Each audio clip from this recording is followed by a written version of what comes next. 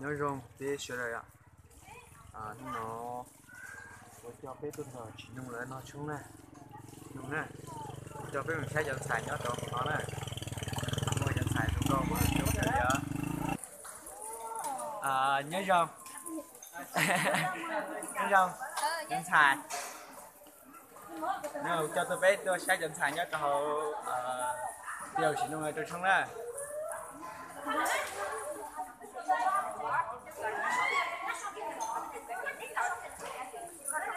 Đi rồi với tụi mua nhưng cả khen nó về cho cô. Ê trên thành mà chống cười nó đã chỉ là trăm người thôi. Hôm nay là từ tu chỉ đầu chỉ nông nè. Cái này sẽ có ta thì anh xài mà lấy chụp ảnh hay sao phải trong cả nhà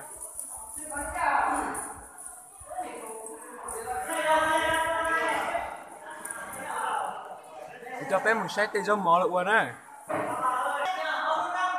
nhớ rong tí nào nhớ rồi lúc nó tôi xuống rồi giờ lên từ lên đi giờ cô tụm bờ nung chỉ nung li đây là có lúc về hồi chả cô lúc về hồ ba tỉnh mình nhớ trò lúc họ chờ từ ní cô nhớ trò lúc họ chờ hồ kỳ cá sa tôi chỉ lúc họ chờ nó xuống này nó giờ nhớ họ từ ní giờ lúc giọt chiên nó nè đi này đó họ chờ nè đi nào nè hôm nay chẳng xài thả đây nhớ không từ mùa có lúc về hồi chả ní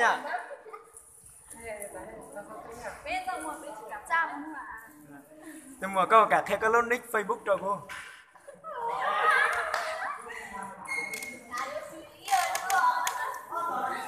Bây giờ là có mà có cần còn leo tới xì lại trong 10 thao lại này ô cho sau đây nè cho biết một sai thì có mở lại qua đấy nhau đi nào có từ chụp ảnh nhất là nó giờ đi ra cái giờ đào tiền nữa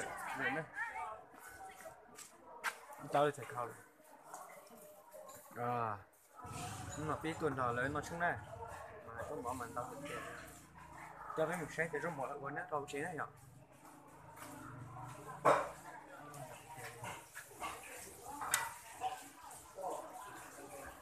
cái gì bóc lò mà lò rồi bóc lò mà tao chèo bóc lò cái gì bóc lò mà lò là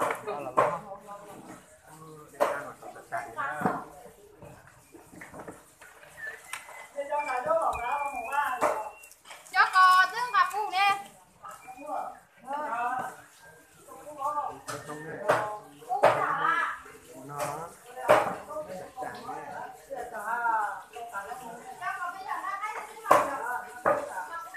sao xếp hả?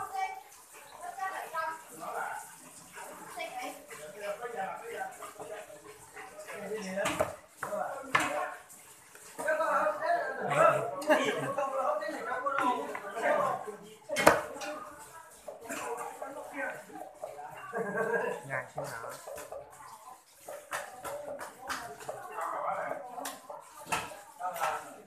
Đây là một cái khó này. Cho cái sự tàn nha.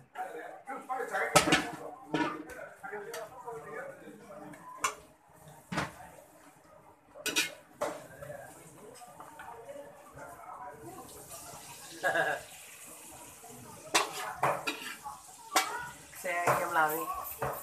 Đi không xin ra. Tôi nữa nè. Anh. Ôi à.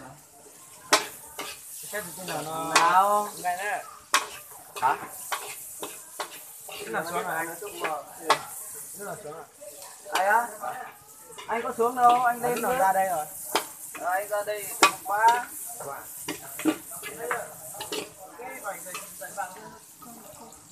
Đúng rồi. Mang lên đấy. Về lúc nào? Về lúc nào? Nó quang rồi về.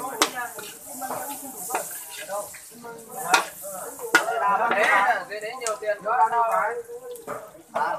Không nhiều như kiểu là quen ở dưới đấy nên thích cũng mang về trước đây đấy tung tiền suốt đấy.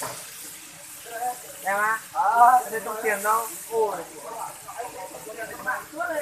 Hả? Anh thấy tung tiền ở trên mạng Chắc là ai không em sẽ không gì hả gì thật mà em sẽ không tiền đâu mà anh đây trên Facebook thì nhà rất chết hoạt động mạnh lắm hoạt động Facebook thì vẫn hoạt động mạnh mà khổ tranh luôn quá trời sẽ đời bác sẽ đi nè cái này sẽ đời